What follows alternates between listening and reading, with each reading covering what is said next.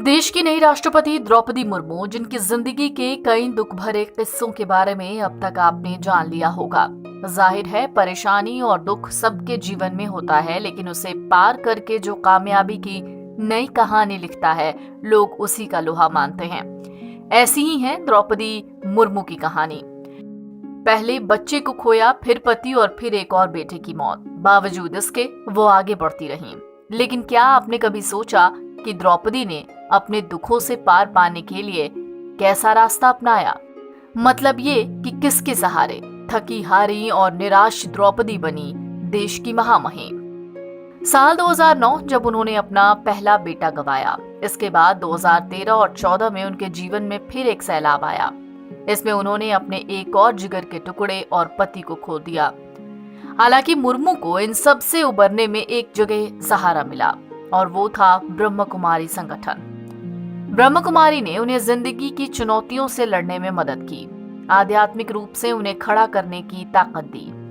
मुर्मू खुद बता चुकी हैं कि अगर वो ब्रह्म कुमारी से नहीं जुड़ती तो शायद डिप्रेशन उनकी जिंदगी को खत्म कर चुका होता।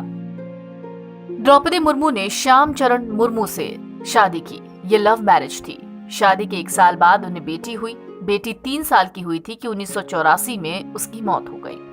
ये मुर्मू के लिए पहला झटका था। हालांकि धीरे धीरे वो इस झटके से उबर गई। फिर मुर्मू के 2 बेटे और एक बेटी हुई। 2009 से 14 तक उनके जीवन में एक के बाद एक भूचाल आए।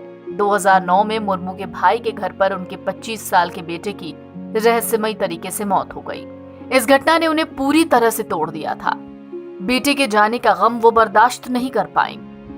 उन्होंने सबसे मिलना जुलना छोड़ दिया, डिप्रेशन में जाने लगी। ब्रह्म कुमारी संगठन के बारे में वो पहले से जानती थी। उन्होंने वहां फोन किया, फिर उन्होंने कोर्स किया। उन्हें लगा कि वो पहले ही क्यों वहां नहीं आई। कार्यकर्ताओं के जोर देने पर वो दोबारा सार्वजनिक जीवन में सक्रिय हो गईं। इस दौरान संस्था से उनका जुड़ाव बना रहा। फिर 2013 में उनके दूसरे बेटे की मौत सड़क दुर्घटना में हो गई।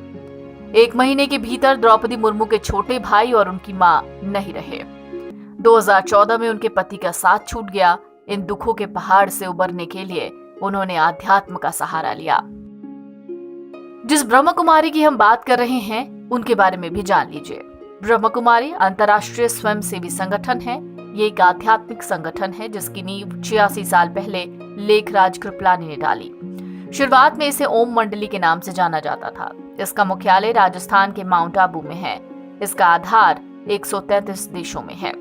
इसके 8500 से ज्यादा सेंटर्स हैं। लोगों में सकारात्मक बदलाव के लिए संस्था तमाम तरह के कोर्स और कार्यक्रम आयोजित करता है।